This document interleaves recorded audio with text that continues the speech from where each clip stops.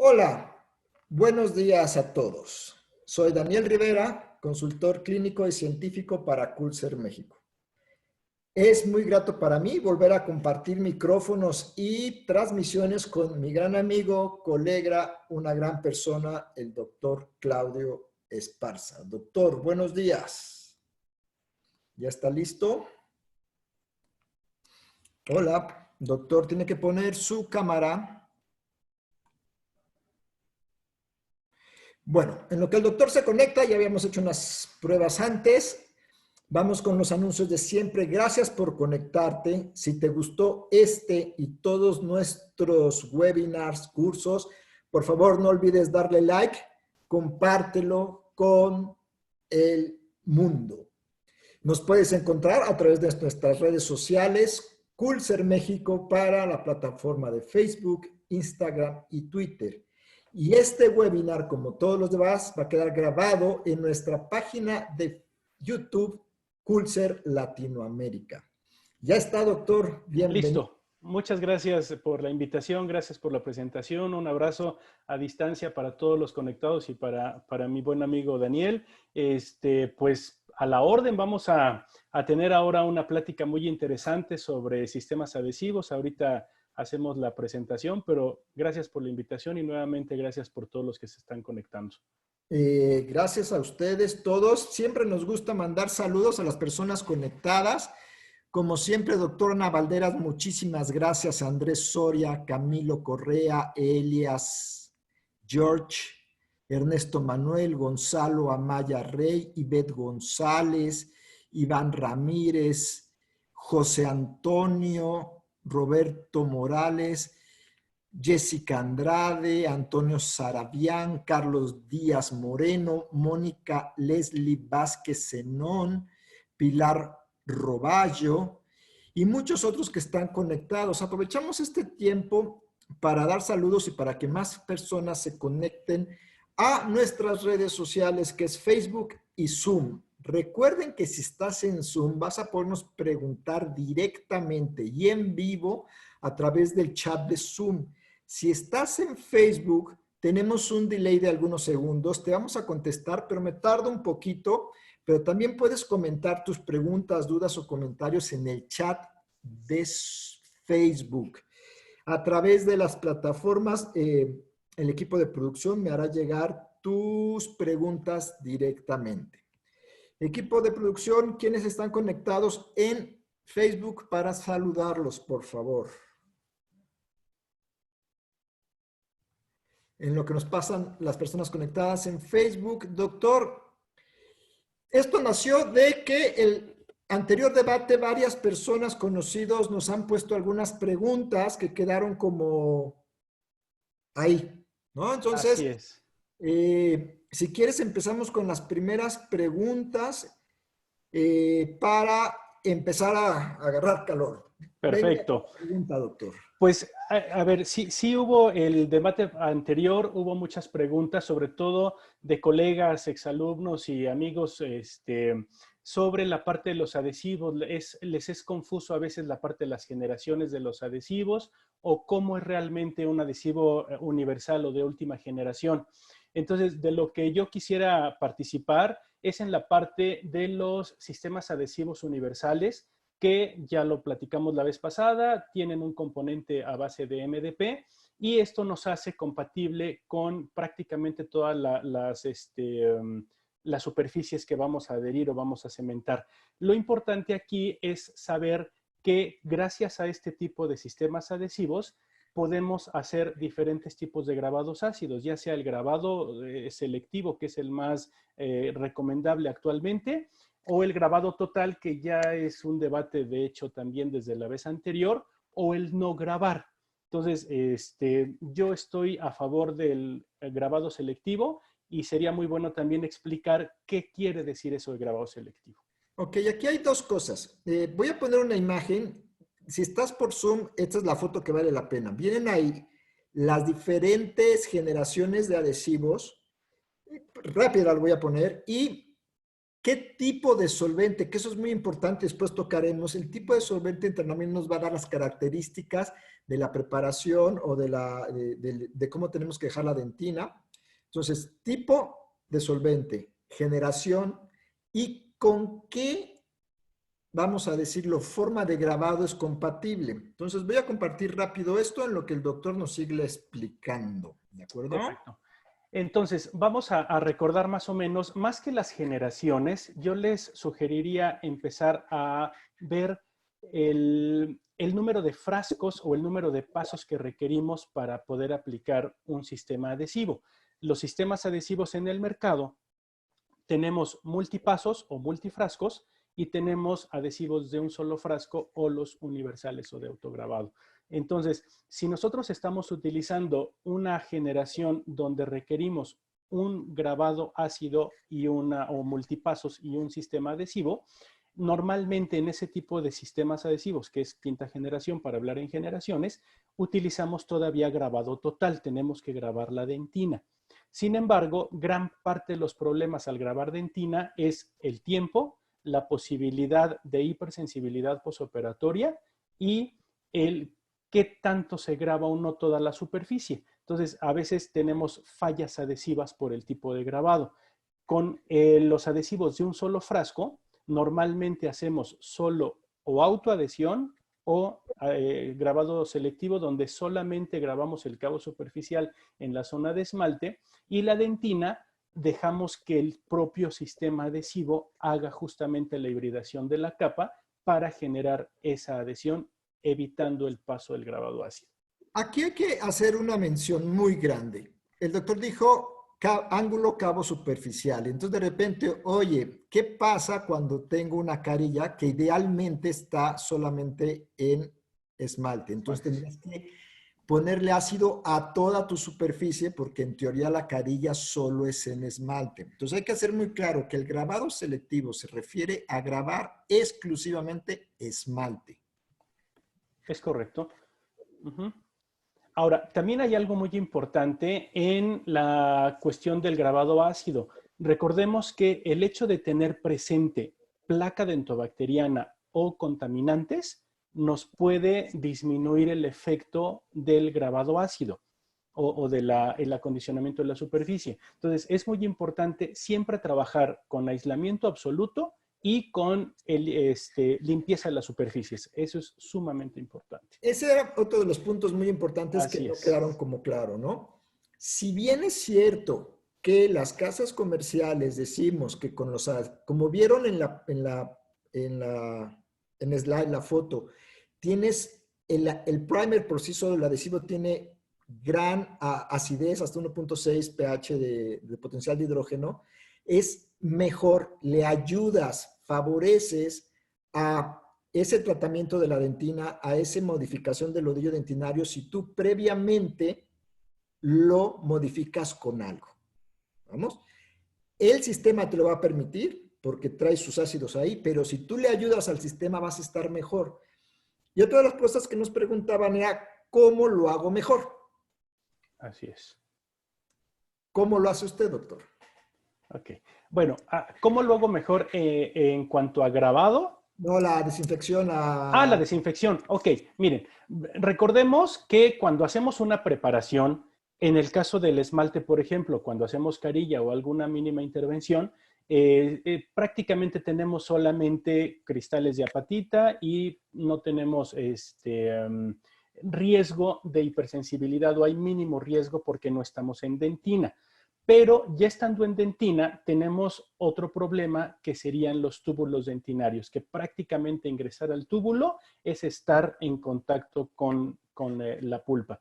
Entonces, es importante que una vez que nosotros hagamos la preparación o el corte, tengamos que limpiar todos esos detritos, todo ese lodillo que se forma con el fresado, con el agua de la pieza de mano, con los restos de algún tipo de contaminante que haya en la superficie. Entonces, es muy importante primero eliminar toda esa capa. ¿Cómo lo hacemos? De manera mecánica, con cepillos y con pastas. Aquí lo importante es que si vamos a utilizar un sistema adhesivo, nuestras pastas limpiadoras sean sin flúor y sin aceites o sin químicos que Glicerina, puedan sin ningún tipo interferir. de aceite. Así es.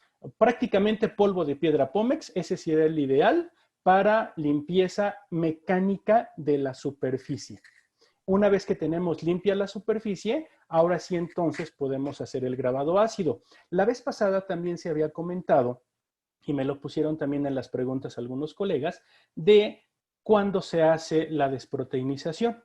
Entonces, una de las opciones puede ser después de la limpieza mecánica, hacer desproteinización en esmalte o hacer ya una desinfección química en toda la cavidad o en toda la preparación.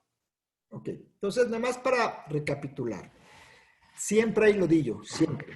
A menos que lo hagas Así con un es. láser de Herbio, entonces no tengo lodillo. Pero si lo hiciste con cualquier otra cosa, hay lodillo. Ese lodillo hay que modificarlo. Y ya hablamos de cómo modificarlo. ¿Ok? Puede ser física, que ya dijo cómo, o química, que ya también hablamos de química. ¿Ok? Entonces, aquí se dividen. Una vez que tú hiciste esa modificación del lodillo, podemos acceder a poner nuestro adhesivo.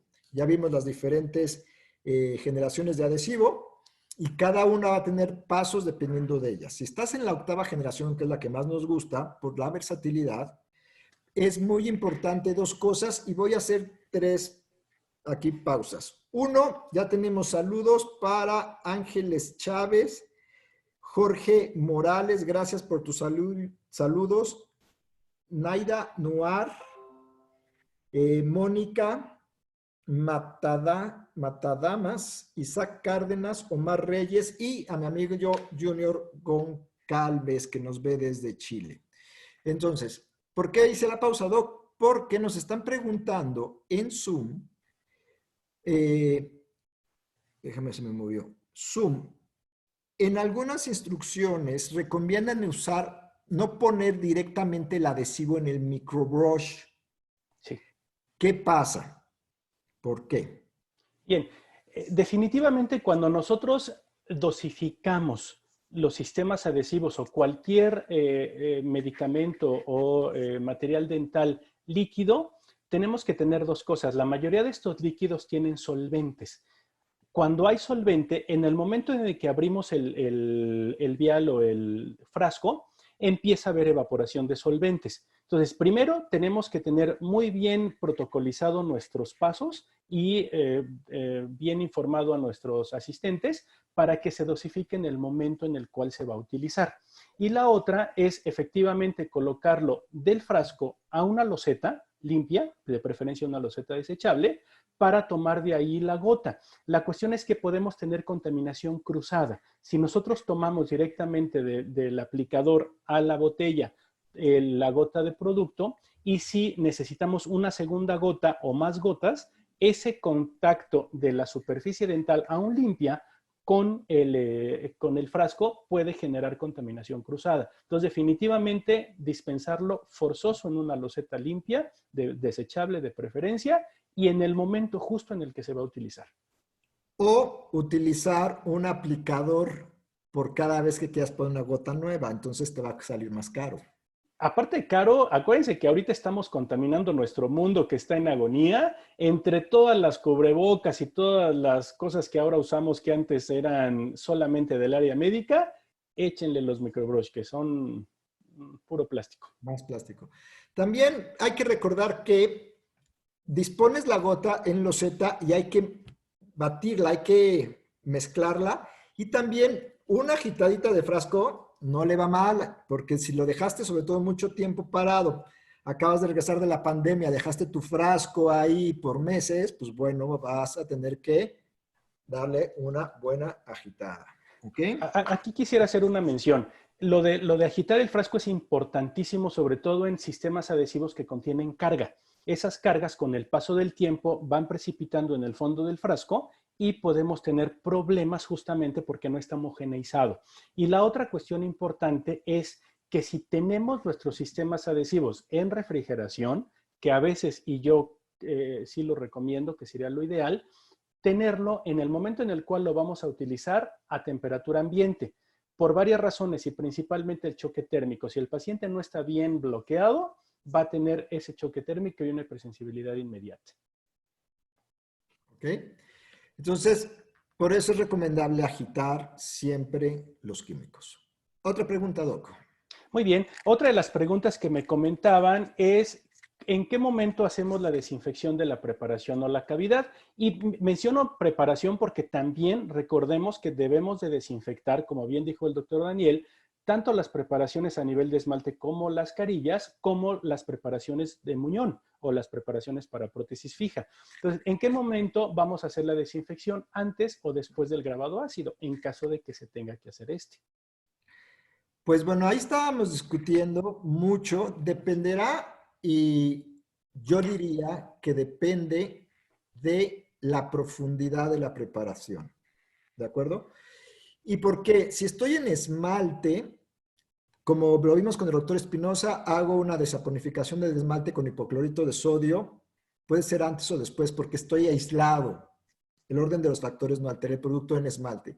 Sin embargo, en dentina sí, porque si yo hago grabado selectivo y por alguna razón no lo logro hacer selectivo y parte del ácido cae en dentina, pues bueno, voy a estar alterando un poco nuestra pulpa. Entonces, para mí, antes y lo más importante es proteger la pulpa. Entonces, antes del grabado viene la limpieza, viene la colocación de un sellador de mi piso, de mi pulpa, algún liner. En este caso recomiendo yo el uso de Gluma Desensitizer y después ya haces todos los procesos para que procuremos que le caiga la menor cantidad de irritantes a la pulpa. ¿Tú qué opinas? Correcto.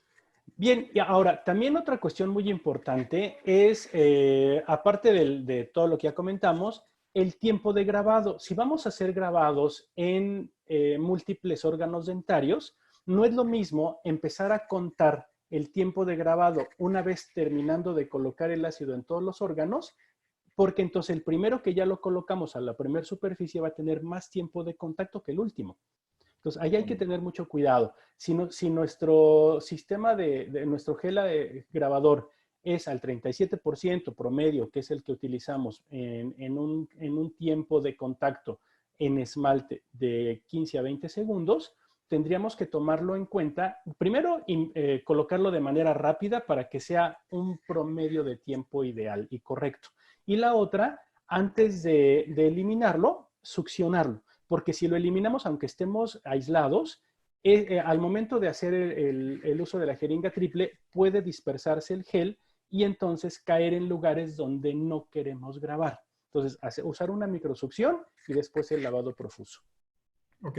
Tengo varias preguntas y varios saludos. Bueno, un gran amigo, William Cueto, muchas gracias por conectarte. Saludos. Saludos. Y nos están preguntando algo que ya debatimos y que creo que venían las preguntas. El lavado con clorexidina para inhibir las metaloproteinasas se realiza en qué momento? ¿Antes o después de usar el ácido? Para inhibir las metaloproteinasas después del grabado ácido. ¿Ok? Bueno, y es que aquí hay dos temas. No, vamos, puedes usar clorexidina o puedes utilizar otras cosas. En el caso de si estás utilizando Gluma Desensitizer, el Gluma Desensitizer tiene un glutaridehído que te sirve también como descontaminante. Entonces puedes utilizar el Gluma y ya no necesitarías utilizar clorexidina. Así es otra de las preguntas que también por aquí me habían hecho. Si se utiliza Gluma Desensitizer, ¿es necesario usar clorexidina, ambos o solo uno? Entonces, bueno, ahí está la respuesta. ¿Sí? Digo, no es excluyente, pero es, si ya está limpio, si ya le pasaste la piedra pómez, si ya limpiaste, ya pusiste Gluma Desensitizer, agregar otro paso más de clorexidina, pues sí es mejor, sí suma. Sin embargo, pues ya son más pasos y más pasos y más pasos que en reparaciones o cuando estás haciendo muchas restauraciones juntas, pues sí son unos minutos que tienes que agregar a tu tiempo de consulta. Así es. Ahora, otra de las preguntas que también nos habían hecho es en el uso de liners a base de resinas fluidas en el fondo de la cavidad. Ok. Necesito más saludos. Nos manda saludos Eloy Mora Agüero, Ah, excelente Rebeca amigo. Ovalde y Saludos. Patti Campero. Muchas gracias por conectarse. Hasta Costa Rica con mi gran amigo Eloy. Exactamente. Entonces, liner. ¿Qué opinas de los liners resinosos o no? Bien, mi punto de vista. En el caso de cavidades profundas, hay que tener mucho cuidado hasta dónde vamos a fresar, porque ahora además estamos hablando de mínima invasión. Tratar de hacer la menor injuria pulpar posible y tratar de eliminar solamente el tejido que sea estrictamente necesario. Si nosotros logramos hacer esto y estamos ante una lesión cariosa que ya provocó una dentina esclerótica, ya prácticamente no necesitaríamos ni eliminar esa capa, ni tener un protección extra. La mejor protección es la dentina esclerótica. Entonces, ahí prácticamente no tendríamos problema. La cuestión es que a lo mejor los que tenemos más años de práctica en este asunto es que nos enseñaron, como digo a veces en los cursos, a hacer, hacer como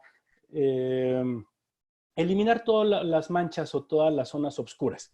Entonces, si nosotros tratamos de quitar esa mancha que es dentina esclerótica, estamos quitando justamente esa protección natural.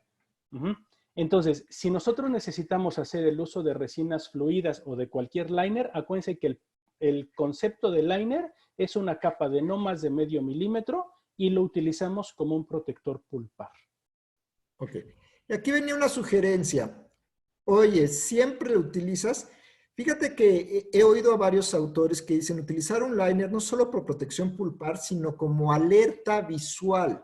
Esto es, generalmente el liner va a tener un color diferente de la resina.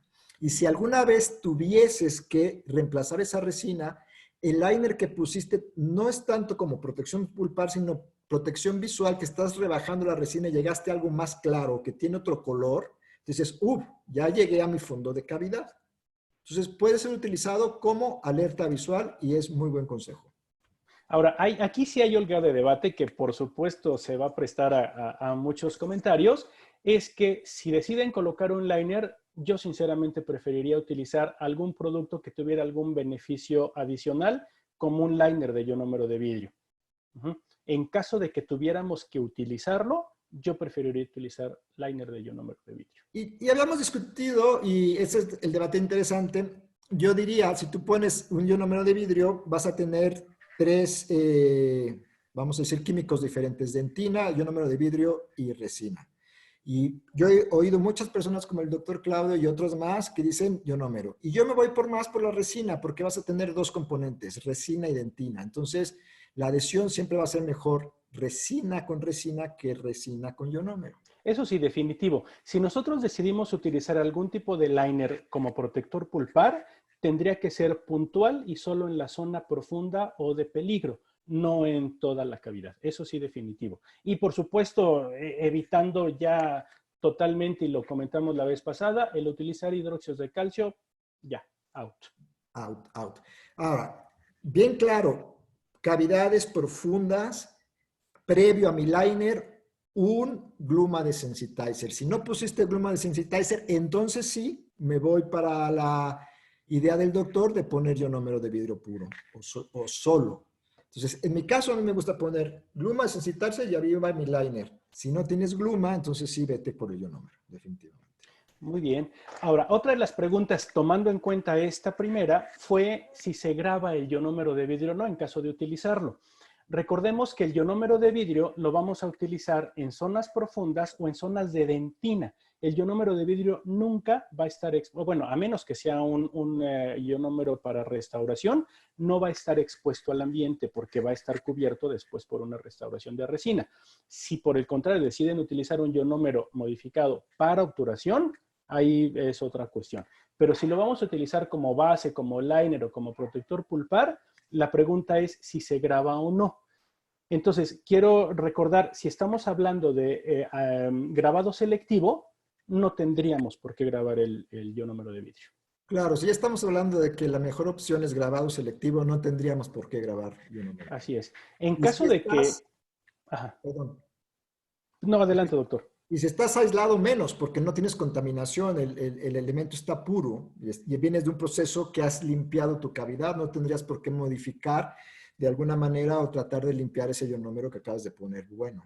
Es correcto. Lo que sí les tengo que comentar es que si utilizan ionómeros convencionales, deben de dar el tiempo necesario y correcto para el fraguado. Si utilizan ionómeros modificados con fotoiniciadores, obviamente tendrían que fotocurarlo previo, porque los ionómeros de vidrio tienen un comportamiento muy complicado cuando en el momento del fraguado tienen contacto con agua. Y eso me recuerda algo que siempre les hemos dicho. Vean las instrucciones del fabricante.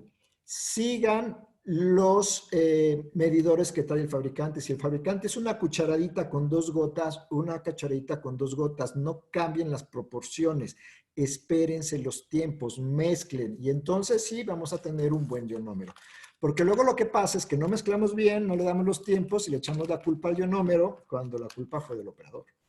Así es. Y digo, aunque no es plática de ionómeros, me gusta mucho ese tema. Y en el caso del ionómero en específico, acuérdense que la parte ácida es justamente el líquido. El ácido polialquenoico es el líquido. Entonces, si nosotros a veces aumentamos la cantidad de líquido para que nos dé tiempo, para que sea más fácil aplicarlo, para tener menos estrés emocional, entonces estamos acidificando más nuestro producto y generando más agresión a la pulpa. Entonces, para terminar la parte de ionómeros, sí, como dice el doctor, no hacer mezclas diferentes a lo que indica el fabricante, y en el caso específico de estos materiales, las medidas son muy, muy importantes. Ok. Tenemos varias preguntas y más saludos. Nos está viendo un gran amigo, Bernardo Grobeisen. Gracias por Ok, conectarse, saludos, doctor. Bernardo. Muchas gracias. Y tengo a pregunta en Zoom. El doctor Alan Sánchez. ¿Qué aspectos deberíamos de considerar al utilizar un adhesivo de sexta generación respecto a la desactivación de las aminas terciadas presentes en resinas de curado dual? Ya que tengo entendido que una modificación del pH del adhesivo podría modificar el éxito final de la adhesión.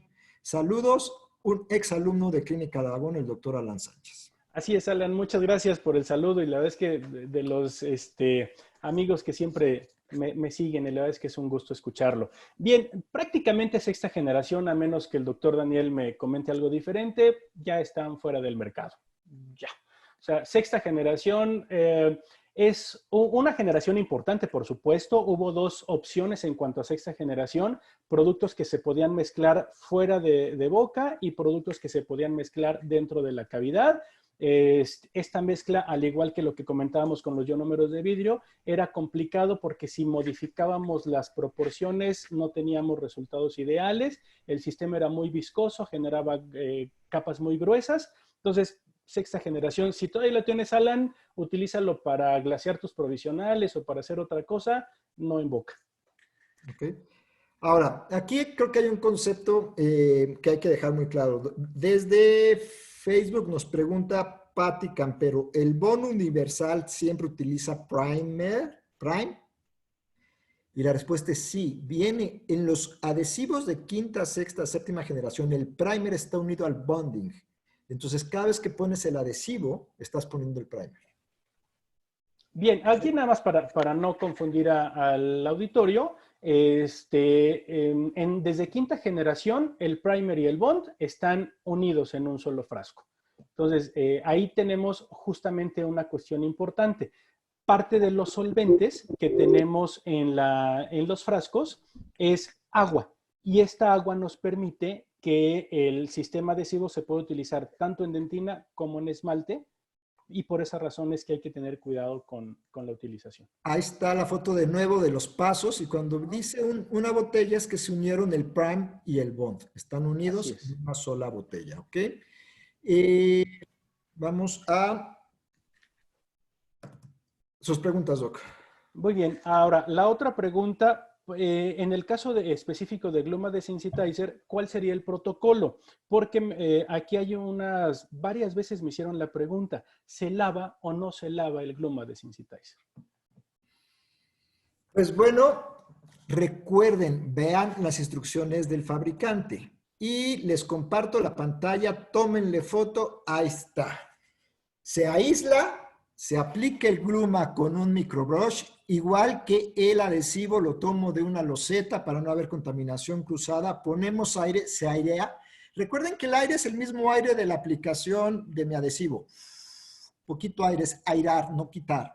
¿Ok? No haces, aireas y después lavas. Entonces, a la respuesta, Gluma Desensitizer al final se debe de lavar. Muy bien, fíjense que eso es algo muy interesante porque a veces el hecho de no leer algo tan simple que se llama instructivo nos puede generar graves problemas con nuestros resultados finales. Y la marca, al igual que muchas otras, han decidido colocar instructivos de rápida revisión o tarjetas de rápida revisión. Entonces, no necesariamente tienen que buscar el idioma en el cual vamos a encontrarlo, ni leer un instructivo gigante. Esa tarjeta es suficiente para entender el uso del material. Ok, aquí dos cosas. Uno, gracias Avi por conectarte en Facebook. Como siempre estás conectado y te mando saludos. Es importante, me voy a regresar un paso atrás en la aplicación del primer del adhesivo. Recuerden que estas generaciones, al venir más ácidas y para que el primer tenga función, la aplicación del adhesivo debe ser frotando en la cavidad por 20 segundos. Si no aplicas 20 segundos, si no frotas en tu cavidad con el microbrush, no le estás dando tiempo a los ácidos del adhesivo a hacer su efecto en el rodillo dentinario y todo esto que hemos platicado. Entonces, más importante que si lo aplico o no, es el tiempo de aplicación, 20 segundos frotando. Bien, ¿Okay? yo aquí quiero agregar algo importante. Tenemos que pensar, y la vez pasada lo comentamos también ampliamente, ¿qué vamos a hacer con el lodo dentinario? Podemos hacer tres cosas con el lodo dentinario. Uno es conservarlo, y el conservarlo es prácticamente colocar un material que no tenga ninguna interacción química con él, como un oxiozinc con él, que por supuesto ya no se utiliza, un hidróxido de calcio, etcétera, de los cementos tradicionales, que lo preservan, no generan ningún tipo de cambio con el lodillo dentinario. Otra opción es modificarlo. Y el modificarlo justo lo hacemos con sistemas adhesivos como los autogravantes o autocondicionantes que se mezclan con el lodillo dentinario y generan esta capa de hibridación que nos ayuda a tener un aislamiento completamente de la pulpa. Y el tercero, que sería eliminarlo por medio de grabado total o grabado en dentina, que ya lo hemos comentado, no es recomendable. Entonces, una vez que entendemos qué podemos hacer con el lodo dentinario, ahora sí entonces vamos a saber que nuestro sistema adhesivo de octava generación o los universales solamente van a modificar este lodo dentinario si lo frotamos. Si no se frota, no se mezcla, no generamos esa capa híbrida y podemos generar solamente una capa superficial que también nos puede disminuir tanto los valores adhesivos como el beneficio del sellado dentinario. Ok. Tenemos una pregunta de Facebook, así que me estoy en todos lados, Doc. Sandra nos pregunta Carol Cruz. Gluma Desensitizer, al ser una resina y no fotocurarse, seguiría teniendo una parte orgánica de bisfenol y por lo tanto podría ser tóxico. ¿Qué opinan? ¿Voy o vas? Adelante, doctor. Ok. Carol, tiene una parte de resina, pero es un metacrilato, no tanto es un bisfenol, ¿ok? Y es una parte hidrofílica. Y recuerda que hay resinas que son auto, otras que son foto y otras que son duales. Entonces, esta resina funciona como autopolimerizable, no necesita del efecto de la luz para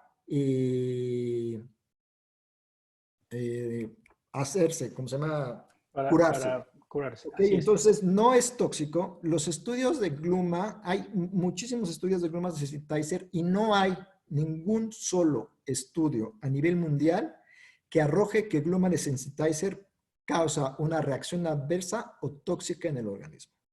Entonces, no, el efecto bisfenol no lo tiene, es totalmente seguro para usar y es una resina, pero no es fotocurable, que ese es bien importante de mencionar.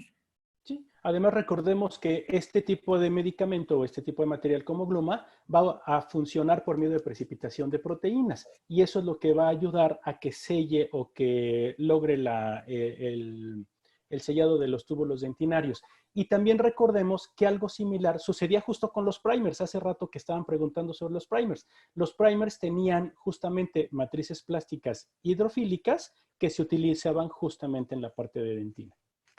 ¿Okay? Entonces, haz de cuenta que es una parte del primer, no Así es es. realmente una resina. ¿Y qué te va a ayudar? Y esa es otra de las cosas por las que lo usamos, que te va a ayudar, como es la parte hidrofílica de la resina, este primer o este Glumine Sensitizer, nos va a ayudar a favorecer la adhesión. Entonces, me gustaría compartir rápido esta foto que me gusta mucho, que es cómo el Gluma crea unos septos a nivel de túbulo dentinario que nos favorecen la adhesión. Esa capa de hibridación la mejoran. Y aparte, CLE se bloquea a nivel de túbulo dentinario por septos que nos favorece a el sellado del túbulo dentinario. ¿Ok? Ahora, también tendríamos que mencionar la parte de cavidad profunda, que ya en alguna ocasión también lo platicamos. De manera ideal, debemos de dejar por lo menos 0.5 de milímetro como dentina sana para poder hacer la restauración. Obviamente va a ser difícil, muy difícil saber si tenemos ese medio milímetro de dentina sana o esclerótica. Entonces, No, a mí mis ahí pacientes siempre me llegan con caries muy profundas, doctor. Eso es imposible en muchos casos. totalmente. Entonces, ahí lo que yo le sugiero, independientemente de cuánta dentina nos quede o no, es diagnóstico. Por favor, la parte del diagnóstico es muy importante. Si hay dientes u órganos dentarios que ya tuvieran algún daño pulpar que no es visible porque ya hubo penetración de bacterias, ya hubo percolación o ya hubo contaminación, perdón por lo que voy a decir, pero aunque le pongan agua bendita va a doler. Ajá. Entonces, tengan mucho cuidado, diagnóstico es muy importante, pruebas de sensibilidad previo al tratamiento, radiografías, todo lo que ya conocemos para poder hacer primero un buen diagnóstico y después que la obturación tenga éxito. Vean esta foto, es para que se acuerden, entre más profundo, mayor es el diámetro del túbulo dentinario y mayor son los números de túbulos dentinarios por milímetro cuadrado. Entonces, esta es la clave, entre más profundo hay mayor posibilidad de permear cualquier solución o cuestión intraoral a el medio pulpar. Y más humedad, eso también tengan cuidado, mucha más humedad a nivel profundo. Entonces, acuérdense que las resinas por sí solas son hidrófobas. Entonces, necesitamos hacer amigable ese fondo de la cavidad con un sistema adhesivo. Ok. Creo que lo dejamos claro, pero me gustaría que rectificar en pocas palabras, ¿cuál es la función? Nos pregunta Elías George del primer entonces. Exactamente cuál es la función del primer.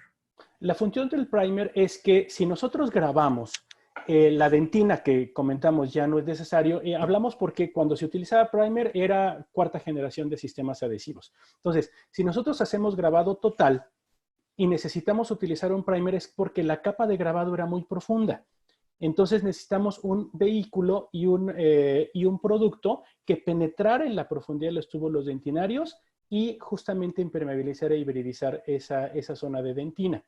Ahora, con los sistemas, primero modificamos los tiempos de grabado. Cuando yo era estudiante grabábamos 1 minuto, 60 segundos. Ahora no debemos de grabar, en caso de que decidan hacerlo así, no más de 10 segundos en dentina, para que la capa de grabado no sea tan profunda y no tengamos riesgo de que queden espacios muertos o espacios de aire. Y la función del primer era penetrar en los túbulos dentinarios, generar esos tags y generar esa obturación de los túbulos dentinarios. Y modificar un poco el odio dentinario. Bueno, sí, bueno, no, porque ahí ya eliminábamos, cuando utilizábamos un primer, eliminábamos el lodo dentinario. Entonces, Ya es no.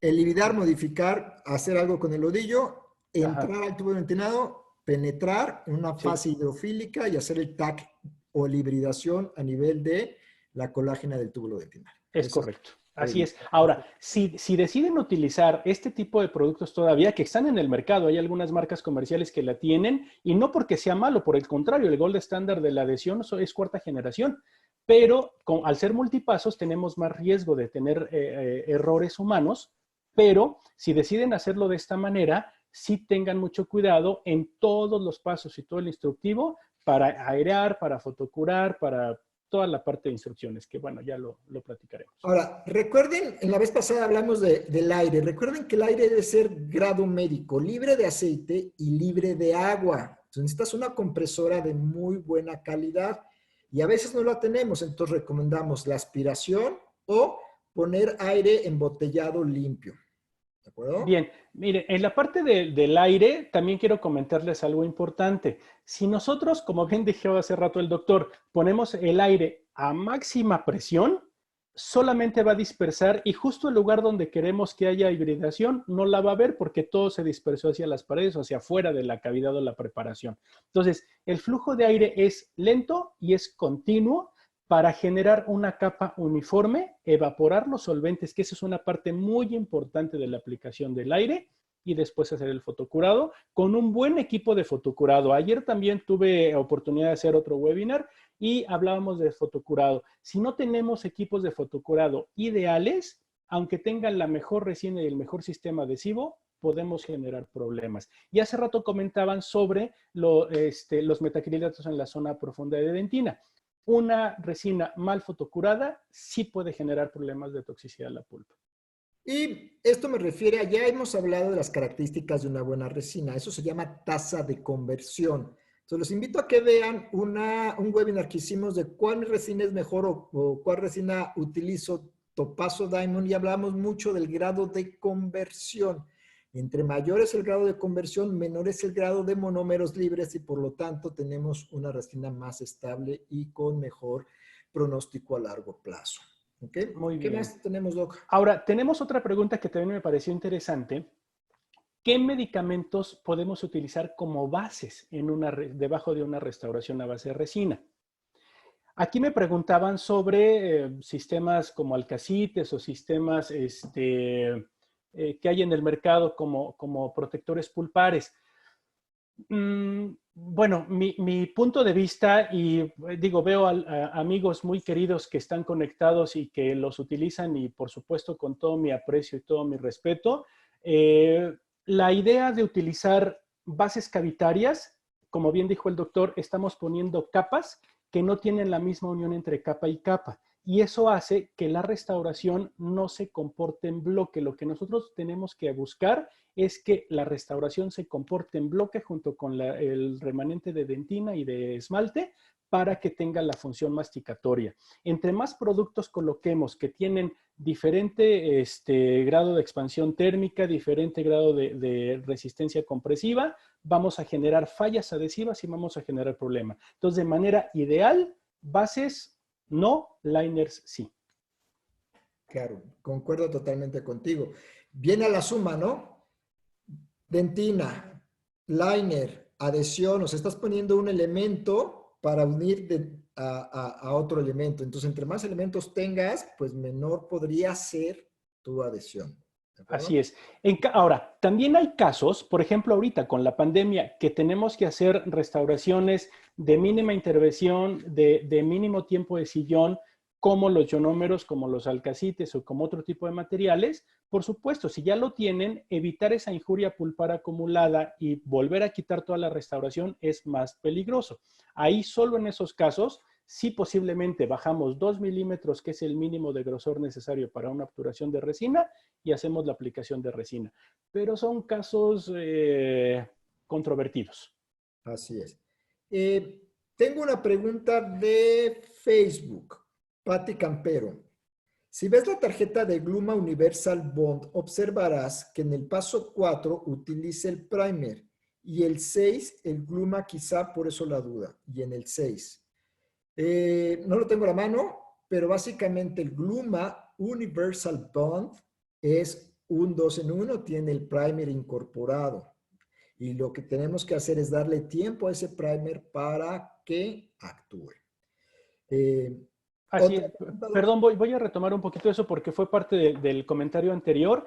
Si los sistemas adhesivos de autoacondicionado o de autograbado no se frotan y se frotan enérgicamente durante el tiempo que indica el fabricante, no vamos a generar esa modificación del rodillo, no vamos a generar esa capa híbrida. Por favor, importante mezclarlo, perdón, frotarlo enérgicamente. Ahora, El hecho de mezclarlo enérgicamente, frotarlo enérgicamente en toda la cavidad implica justo eso, toda la cavidad, porque a veces solo frotamos la parte profunda y las paredes, que es una zona muy importante de adhesión, no lo tomamos en cuenta. Entonces, es frotar completo. Si tenemos una cavidad muy amplia, a lo mejor utilizar un pincel, no un microaplicador, dependiendo de la comodidad, pero sí, obviamente un pincel tiene más superficie de contacto que un microaplicador. Ok. Miren, aquí nos está ayudando producción. Muchísimas gracias, Sandy. Hay que aclarar otra cosa. Cuando estamos haciendo adhesión a cerámicas, necesitamos el uso de un primer o silano, pero es solamente en el uso de cerámicas. Y es muy claro el tarjetón. Entonces, cuando estamos haciendo dentina, metal, óxidos de circonio, resinas, composites, es solamente el adhesivo, dependiendo de tu sistema de grabado, preferentemente grabado selectivo, adhesivo y aplicación de tu resina. Sin embargo, si vas a hacer adhesión a cerámicas, necesitas utilizar un primer. Entonces, pero ese primer más bien lo consideramos como un silano y es solo exclusivo para cerámica. De tal manera que si estás haciendo una reparación integral de una cerámica de silicato de litio, como ya lo pusimos en la revista de Kulzer, vas a aplicarle ese primer solo a la cerámica y no debe de caer en dentina. ¿Ok? Bien. Ahora, otra pregunta que me hicieron que también se me hace muy interesante es si con resina fluida se puede obturar completamente una cavidad. Bueno, hace rato la cara del doctor Daniel me encanta porque pues, es difícil, pero miren, a lo mejor no está tan fuera de la realidad por algo muy interesante. Hace algunos años se puso de moda y está en auge y la verdad es que es una excelente opción, por favor, las resinas bulk. Ajá. Entonces, si es una resina bulk fluida, que hay pocas en el mercado, posiblemente sí esté indicado. Pero si es una resina tradicional tipo microhíbrida o tipo nanohíbrida fluida, no, y ya comentó el doctor Daniel por la parte de la contracción de polimerización. El punto es ese, la contracción por polimerización. Ahora, hay dos cosas que yo sumo a este comentario. Si tienes una cavidad grande, muy grande, de 4 o 5 milímetros de diámetros, vamos a decirlo así, poner una resina fluida por la gran contracción que tiene sería muy riesgoso. Sin embargo, si tengo una mínima invasión, que hicimos una fisurotomía y necesitamos poner una cavidad pequeña, mínima, con resina, les voy a dar un dato muy interesante. El FDA comentó, dijo, postuló que para una resina pudiera ser utilizada en posteriores, debería de tener más de 90 megapascales de resistencia a la flexión. O sea, una dureza mayor de 90 megapascales. Y les quiero comentar este dato aquí, denme 3 segundos. Comparto acá. Dependiendo de las resinas, hay algunas resinas fluidas que tienen relleno que pueden tener 115 megapascales de fuerza. Entonces, este tipo de resinas, no todas las fluidas, si estás por arriba de 90 megapascales, yo sí podría ponerlo en una cavidad pequeña, el total de la restauración para ser más rápido en mi aplicación. ¿Ya? Entonces, no todas las fluidas tienen esa resistencia a la flexión. Ese sería el punto. ¿Qué resina fluida vas a poner? En el caso de Carisma Opal Flow, sí tenemos más de 90 megapascales. Así es. Ahora, recordemos que las resinas bulk están justamente diseñadas para eso, para grandes bloques, para poder utilizar un sistema de obturación rápido, fácil y efectivo. Algunas marcas, les comento, tienen resinas bulk flow y funcionan muy bien. Pero ahora hay que tomar en cuenta algo importante. Cavidades pequeñas, esto es muy subjetivo. Pero hablando de mínima invasión, de sistema IGDAS y de toda la gama que tenemos ahora de remineralización, hacer una fisurotomía o hacer una cavidad preventiva o por diagnóstico me preocupa. Entonces, cuidado con esto. Si son lesiones solo a nivel de esmalte o un IGDAS 1, IGDAS 2, IGDAS 3 incluso, podríamos solo remineralizar, no fresar. Okay. Ahora, ¿cuál es la diferencia, nos pregunta Elías George, del silano, que hay unos que vienen en un frasco y 2 frascos? Bueno, en el caso de Coolser, nuestro silano, que lo llamamos un primer, viene en un solo frasco. Dependerá de los componentes internos del silano, si necesitan ser premezclados o no, o sea, de la estabilidad de los componentes en un solo frasco. Al final, si el fabricante dice, son 2 frascos, mezclas 2 gotas y vas a tener estos resultados, seguramente vas a tener esos resultados. Yo hoy en día me iría por los silanos de un frasco porque me evitan la mezcla y siempre que hay mezcla hay grado de error humano. Entonces yo preferiría un silano de un solo frasco y que me dé los resultados que el fabricante me dice. Bueno, nada más en la parte de silano, acuérdense que este material es también sumamente volátil. Úsenlo y dosifíquenlo justo en el momento de aplicarlo. Se tiene que frotar, también el silano se tiene que frotar para que tenga una buena función, y airearlo o dejarlo, en el caso de que se aplique a una restauración indirecta, dejarlo airear o que se evapore. Si vamos a hacerlo para reparar algún tipo de restauración de cerámica o resina, aplicar aire antes de aplicar el sistema adhesivo. Y quiero aprovechar un saludo para mi amigo Takashi Matsubara, que me está haciendo favor de verme. Él sabe muchísimo al respecto y sí me está haciendo una pregunta que también nos lo hacen constantemente en los cursos. ¿Cómo adherir a una reconstrucción con resina? O sea, resina. Si ya tenemos una resina que no tiene esa capa inhibida de oxígeno, ¿cómo la vamos a adherir? ¿Con qué sistema adhesivo lo vamos a adherir? Entonces, ahí... agregar tantito al tema del silano. Sí, Una claro. recomendación también es, si vas a hacer silanizar una restauración extraoral, o sea, que vas a meter de forma extraoral, y a veces lo dejamos en el mueble, póngale algo para que no le caiga polvo. Ah, bueno, sí. ¿Ok?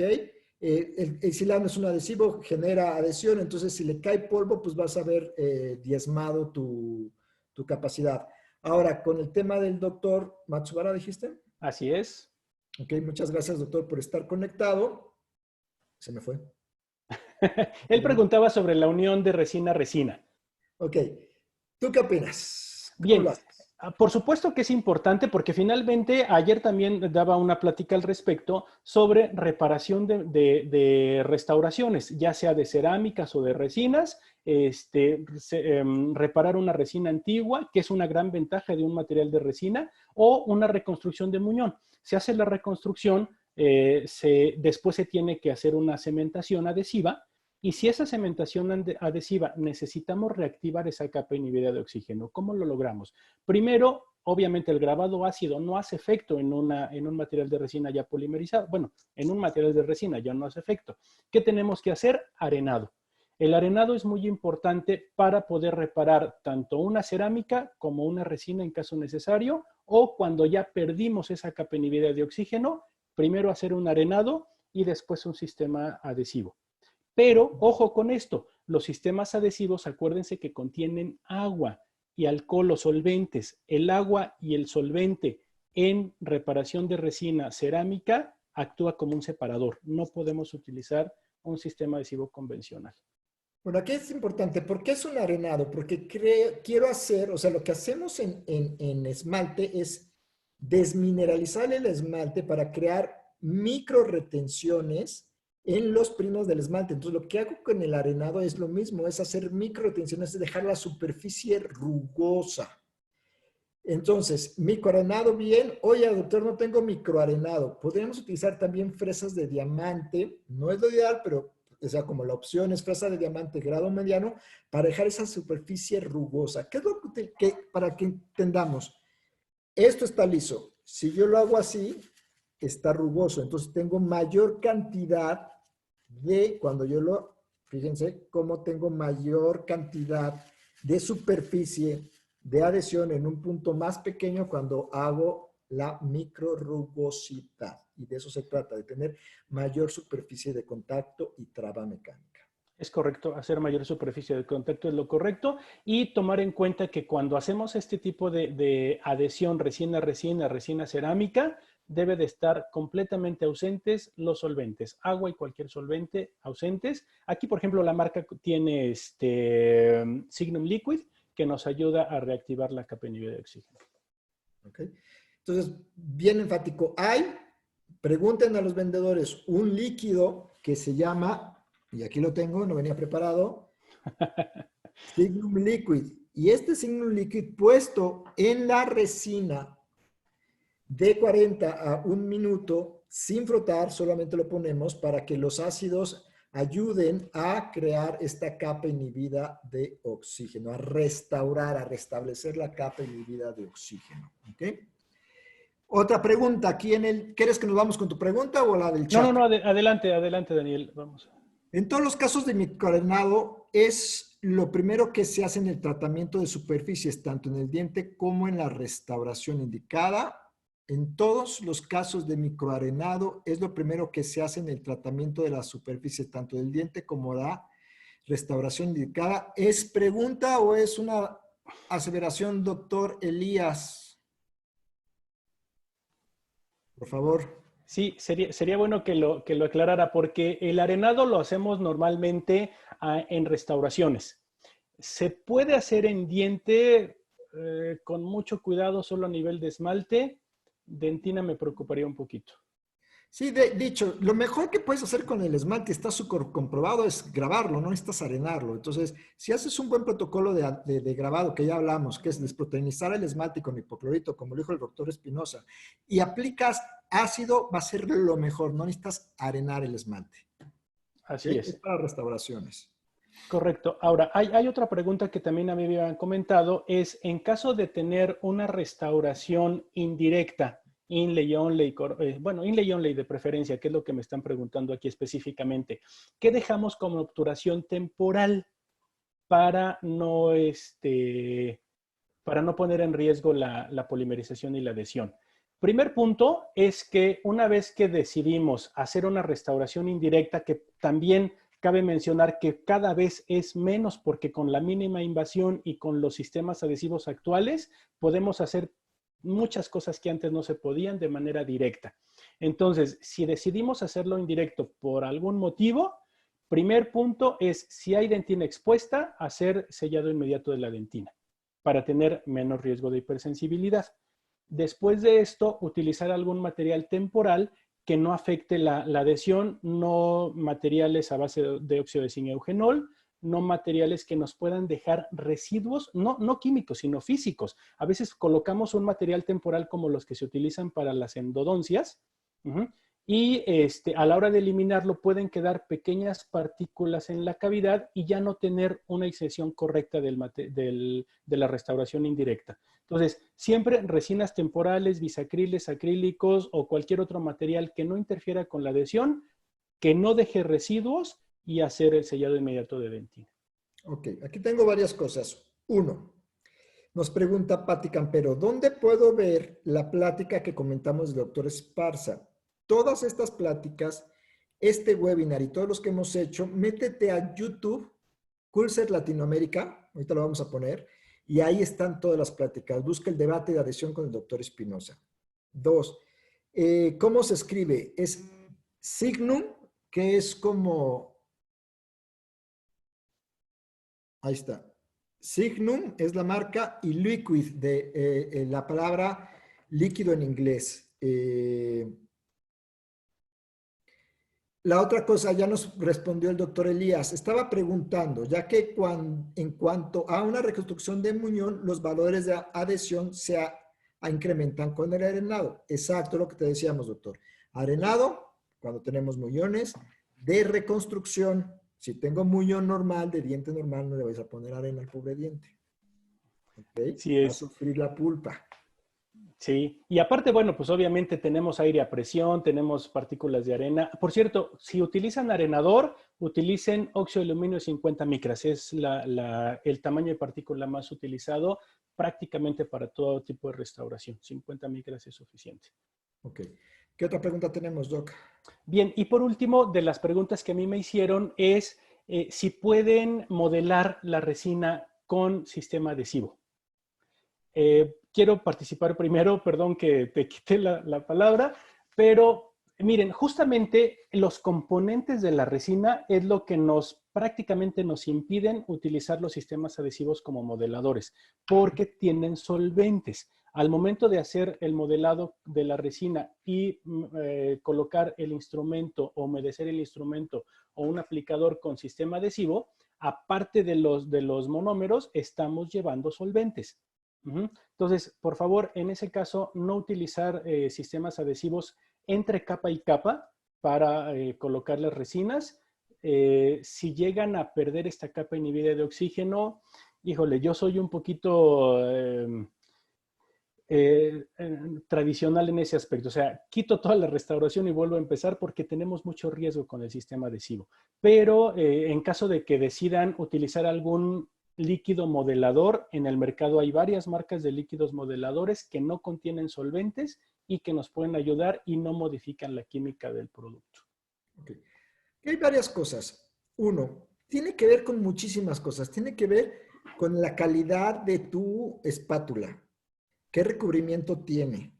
Tiene que ver cómo te gusta trabajar. Y otra cosa que tiene que ver es qué resina estás ocupando. Hay resinas muy viscosas que son, vamos, muy pegajosas. Entonces, estás utilizando una resina viscosa con un instrumento que no tiene un buen recubrimiento, sí se vuelve un problema la manipulación o el manipulado de tu resina.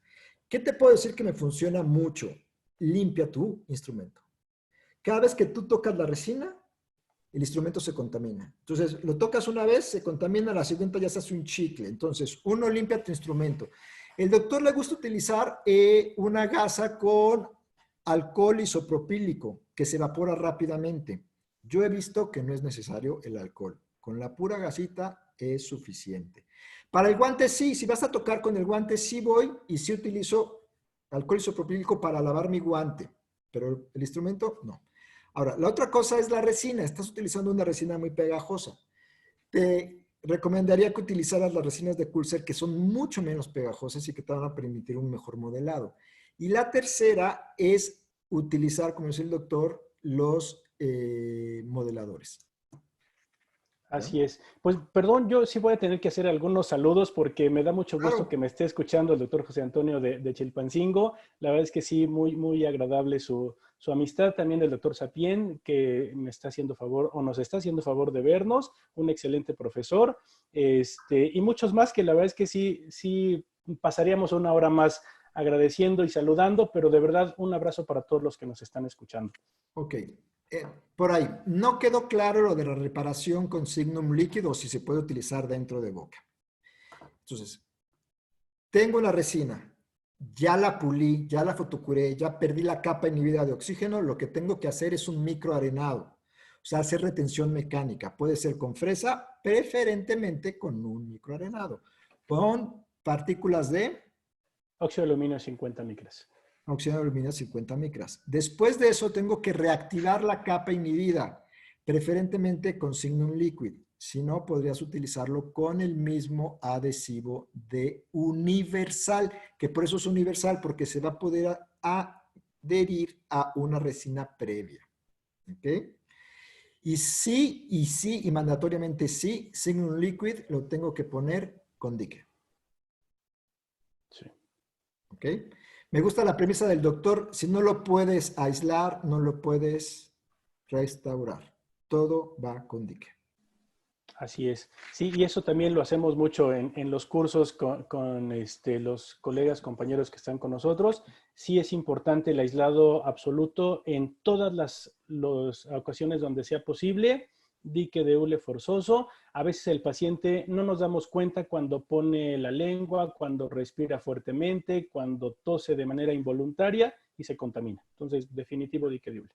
Y una cosa más con respecto a la humedad, que esa ha sido una cosa, oye, qué tan mojado es mojado y qué tan húmedo es húmedo? Y qué tanto, decía el doctor, ahora los nuevos componentes, los nuevos adhesivos de octava generación tienen acetona, entonces es más hidrofílico que los anteriores. Me gustaría compartir este pequeño estudio que encontré por ahí. Perdón, no lo tengo traducido, pero... Oh, que la canción. Me falló. Este estudio que habla de... Miren qué bonito. Oh, que la canción. ¿Qué tanto puede modificar la humedad o la contaminación salival? Y si ven ahí, dentina seca, 20, por abajo de 18 megapascales, 20 megapascales. Dentina húmeda, moist, que es húmeda, llegamos a cerca de 28, casi 30 megapascales. Dentina mojada, que ya hay un charco de agua, está demasiado húmeda, perdemos adhesión. Y cómo la contaminación antes, después del adhesivo y durante el adhesivo. Entonces, si se te contamina, como dice el doctor, empezar de nuevo y dejar todo humectado es lo mejor. No húmedo, que no se vea el agua, que simplemente sea brillosa la dentina. Esa es nuestra mejor dentina. ¿Ok? Correcto. Ahora, también hay algo importante. Nosotros estamos trabajando en un campo operatorio que, aparte de que tiene que estar aislado, tiene que estar completamente limpio. Entonces, debemos de cuidar que todos los accesorios y todo lo que llevemos a boca también esté limpio, de preferencia esterilizado, los turundas de algodón, todos los secantes o todo lo que decidan utilizarlo, todo esterilizado, limpio y dosificado al momento. Ok, dosificado al momento y evitar contaminación cruzada. Por eso debemos de poner nuestro adhesivo, gluma y todo en una loseta. Correcto. Ahora, quiero hacer algo que a lo mejor no es parte del tema, pero sí me gusta mucho comentarlo, es que si trabajan a dos manos, todo lo que vayan a utilizar, obviamente que no estemos con un asistente, todo lo que vayan a utilizar lo dejan en una charola y antes de almacenarlo se desinfecta. Si trabajan a cuatro manos, el asistente, mientras nosotros estamos haciendo la restauración o el trabajo clínico, asistente tiene que estar desinfectando siempre los envases, las jeringas, los frascos, todo, para que no se vaya a almacenar de manera incorrecta y contaminada. Me parece buenísimo tu acotación, doctor, y más en estos tiempos, el control de infecciones cruzadas es crucial en el medio clínico. Así es. Estoy viendo los últimos comentarios en Zoom. A ver, un comentario más. En preparaciones verticales para carillas, la adhesión es netamente química, sin línea terminal, en condiciones ideales y siguiendo los protocolos de adhesión. ¿De cuánto tiempo de supervivencia estaríamos hablando en una restauración? Conteste, doctor, y después va mi punto de vista. Ok. A ver, ¿cuánto dura una restauración? Porque esa es una pregunta de los 64 millones. Sí, claro. También lo comentaba en alguna otra plática. No existe material dental restaurador ideal que dure toda la vida y que sea bueno, bonito y barato. No existe. No hay. O sea, todo sistema de restauración tiene un tiempo de vida útil, pero este tiempo de vida es multifactorial. No es lo mismo pacientes que no tienen una buena higiene, que tienen un problema de oclusión, hábitos perniciosos, dieta ácida, no hay mantenimiento, que también ayer di una plática sobre mantenimiento y restauraciones. Entonces, tenemos muchos factores. Y aparte, la cavidad oral es una cavidad donde tenemos prácticamente todo en contra de una restauración. Entonces, tenemos humedad, tenemos choques térmicos, tenemos fuerzas compresivas, tenemos hábitos del paciente, X. Entonces, ¿cuánto puede durar o cuánto debe de durar? Antes tenía un profesor muy querido que ahí en la universidad, que después fuimos compañeros de trabajo, que me decía, yo prefiero una amalgama que dure 30 años y no una resina que termine en endodoncia. Con el tiempo, y eso me siento muy orgulloso, cambió su punto de vista, no porque las amalgamas sean malas, porque eso también es una controversia impresionante, pero el hecho no es solamente que dure 30 años en boca, es en qué condiciones está y si está generando o no un problema, porque el hecho de que esté en boca no es garantía de que esté funcionando adecuadamente. Ajá. Entonces, por eso la razón primero de tratar de evitar al máximo restauraciones. Si hacemos remineralización, diagnóstico y todo lo que ya platicamos, podemos evitar restauraciones. Si ya está la restauración hecha, hay que educar al paciente. Y educar al paciente es darle mantenimiento, revisarle, darle información y, por supuesto, en caso necesario, cambiar la restauración antes de que haya un problema. Entonces, tiempo de duración es muy subjetivo, muy, muy subjetivo, sobre todo en carillas específicamente que preguntaron.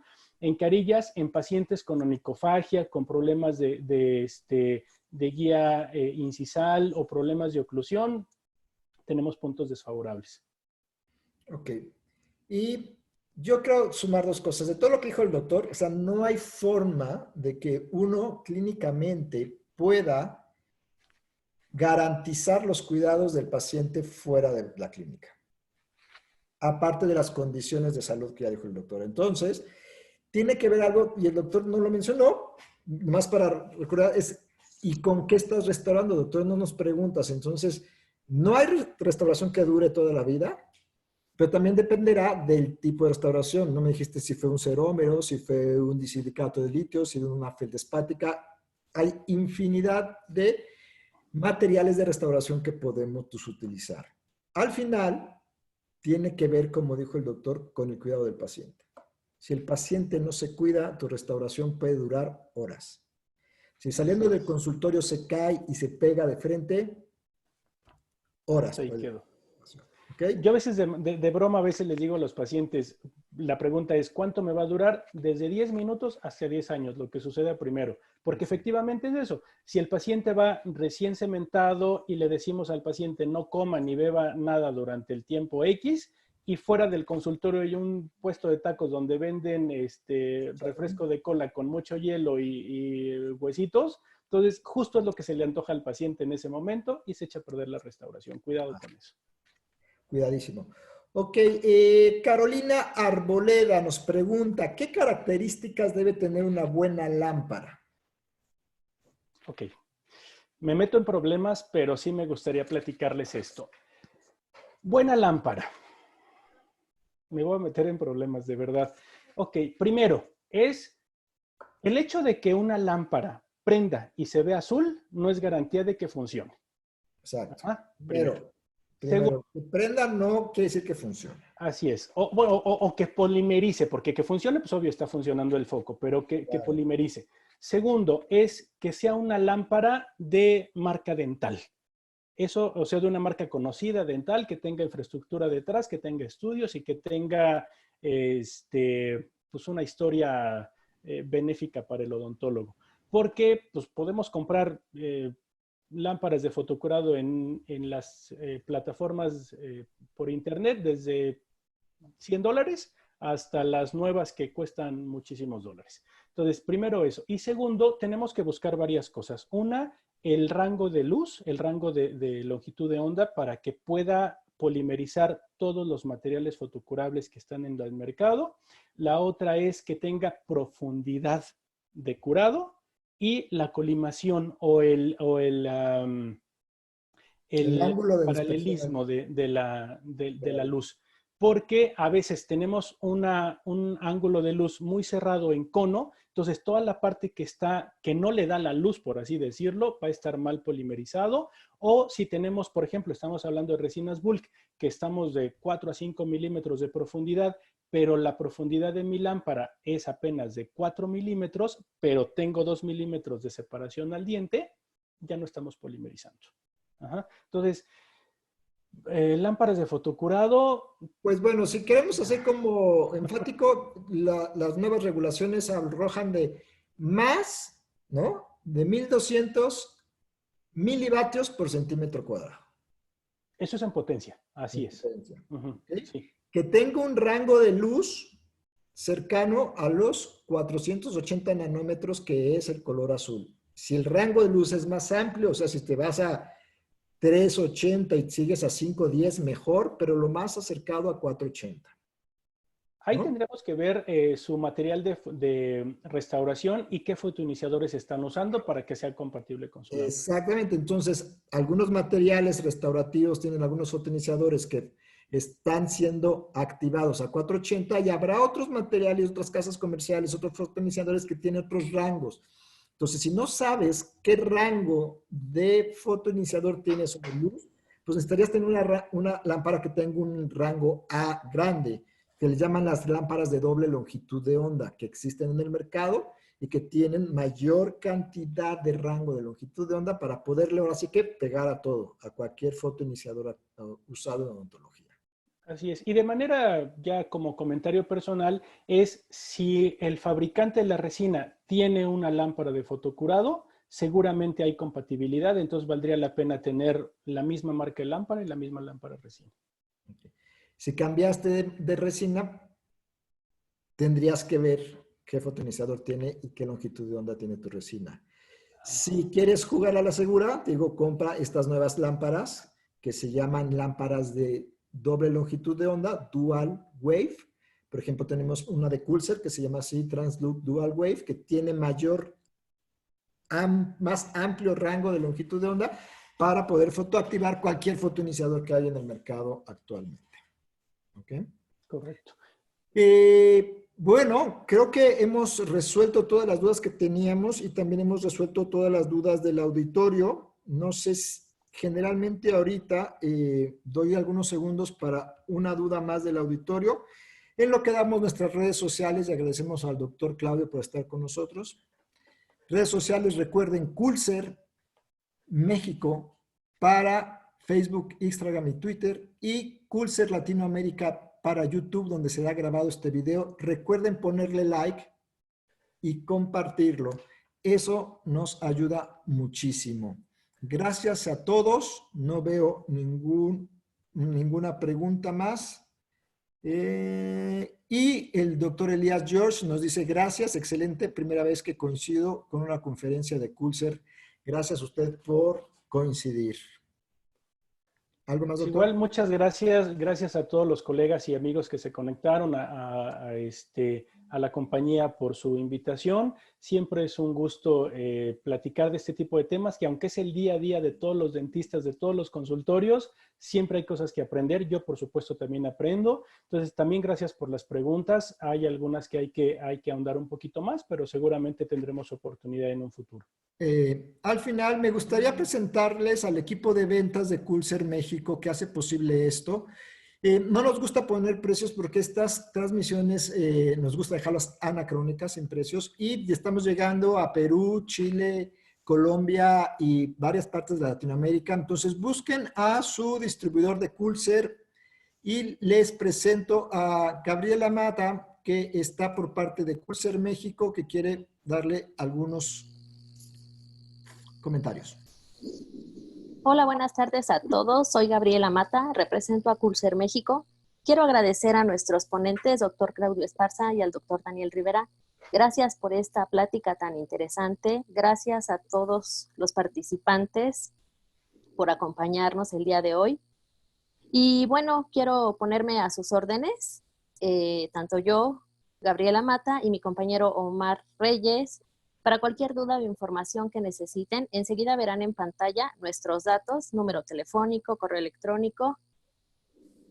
Y por último, quiero invitarlos a que aprovechen nuestras ofertas que tenemos vigentes. En ellas encontrarán los productos más destacados, tanto de nuestra línea dental, incluido el Gluma Universal, del que hablaron nuestros ponentes, Gluma de Sensitizer, la resina liner, que es de Opal Flow, y varios de nuestros productos de laboratorio. También quiero mencionarles que a las compras realizadas a partir de este momento y hasta el día de mañana, 15 de julio, recibirán un vaso de obsequio. Solamente tienen que mencionar el código Somos Coolser. No lo olviden, por favor. Gracias, buena tarde a todos. Gracias, nos vemos en el hiperespacio. Saludos, hasta la próxima.